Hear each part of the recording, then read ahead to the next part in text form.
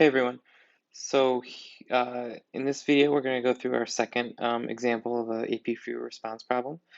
So if you printed this out, or you can copy this into your notebook here, but know that this one does require a graphing calculator. So make sure you have that out too, and let's get going. All right, so in part A, we're trying to find the area of R, which is the shaded region between y equals natural log x and y equals x minus 2. So there's that shaded region there. We're going to try to find that area, which means I need to find those intersection points. In the previous problem, we were given the intersection points, or they were obvious. In this case, we actually need to find those intersection points, and that's where the calculator comes in. So we're going to use our calculator. And so if you can take out your calculator and get to a graphs page and graph y equals natural log x and y equals x minus 2. And what I'll do is I'll meet you at the point where we have those graphs on our screen. You may already know how to find those intersection points, or remember how to find those intersection points, which is great. There's another way I want to show you. So I'm going to show you in this little video here. You've got the two graphs. And so to actually find another way to find the intersection points, you go to Menu, and this time go to Geometry and Points and Lines. And we go to number 4, Intersection Points. And so when you do that, you actually just click on the two graphs. So you click once on the natural log graph, once on the line, and those two intersection points show up. Okay.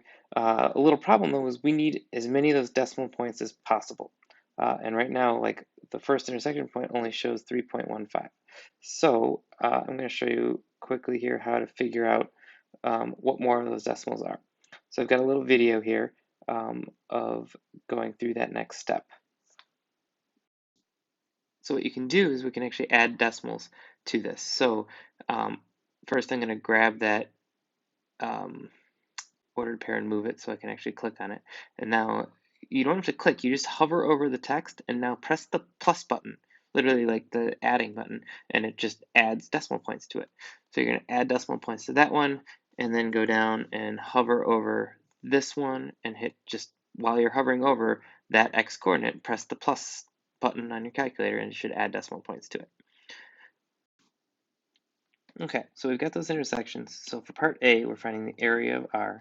So we're going to say the area equals, and I just need to do the top function, integral of the top function minus the bottom function from one intersection point to the next. So you're going to go integral from, and want to indicate that we're using those whole decimals. So I'm going to say from 0.158 dot dot dot to 3.146 dot dot dot. The dot dot dot indicates that you didn't cut those off yet. They're still the full decimals. And we're going to do the top function, which is the natural log function, natural log of x, minus the bottom function, the line, x minus 2. Definitely need parentheses there, dx. And then type this in your calculator. So when you go to your calculator page, so you can get the answer from your calculator the way we've done in the past using the calculator page and the integrate. Make sure you definitely have to type in more than 3 decimals. I would at least go 5 or 6, but the more you have, the better. But another way we can do this, and I'm going to show this on the video here at the bottom of the screen, is to use the analyze graph, and there's actually not only an integral choice there, but there's the bounded area. So you go down to bounded area, and for this you're going to actually try to click on the intersection point that you already have, and you notice it like gets this where it says point. And so you click on that, and then you'll drag over. Here's a drag, you just slide over and click on the other point, and see that 1.95, that's the answer. Same thing, hover over it, press the plus button, it'll give you the decimals you need, 1.49091, there it is. Very close to what we had up here on the calculator. So either way of doing this works. I think staying on the graph page is actually a little faster. So however you Got that answer. Now we just literally have to write that decimal down. So we have our work shown here. So area equals 1.949 units squared if you want. You don't need it because the problem doesn't have units. All right, for part B, we are now taking that section R and rotating it around the line y equals -3. So first I'll just draw that line in, y equals -3.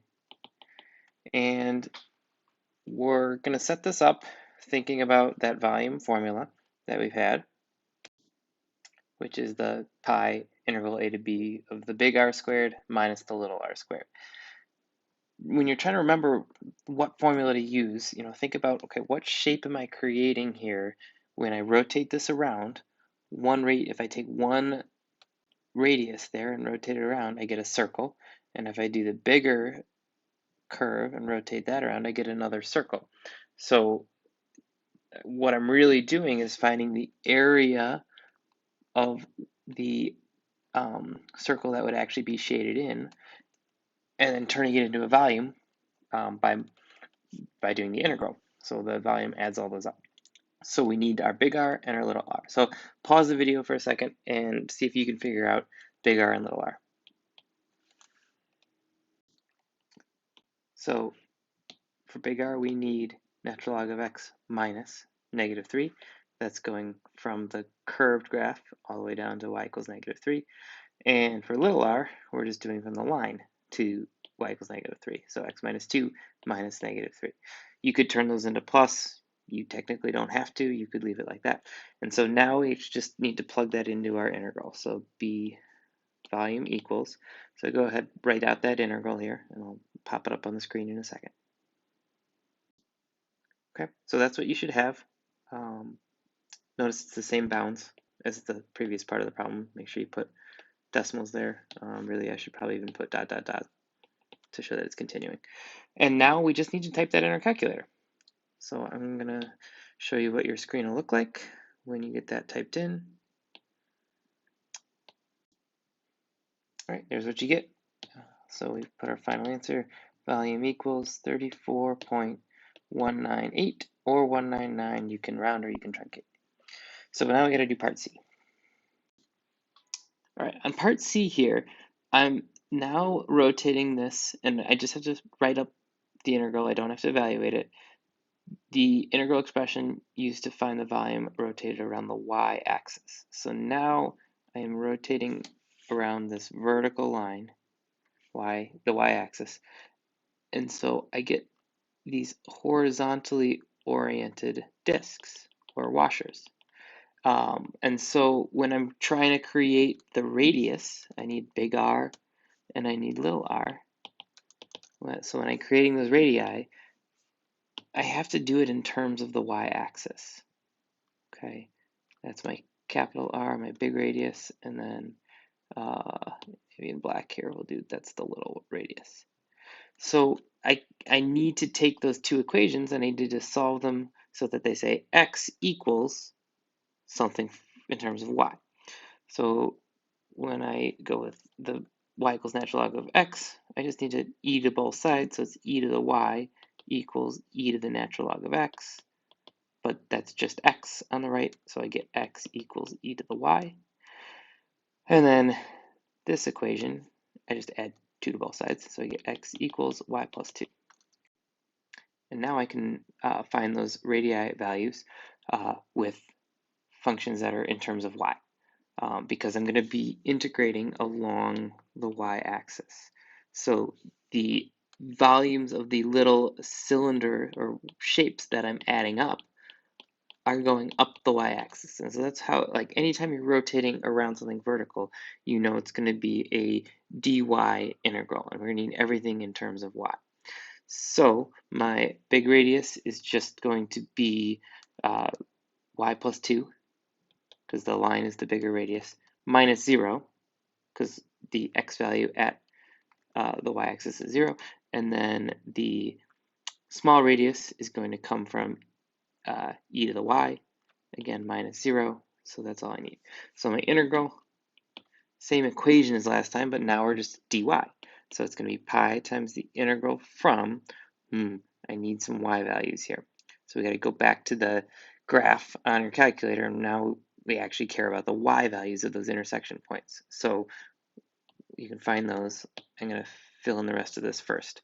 So it's going to be big R squared, y plus 2 squared minus e to the y squared dy. And then let's find those intersection points. I just went back to the calculator page, and then I had to do the plus little trick there with the y coordinates, because now I'm integrating from this bottom y coordinate to the top y coordinate. So I have to go from negative 1.841 dot dot dot all the way up to 1.146 dot dot dot. And this time I don't need to plug it in the calculator. We're done because it says write but do not evaluate. So that is the final answer there. And that's all for this problem. So the one you'll try next on your own is pretty similar to this one. All right, thanks for watching.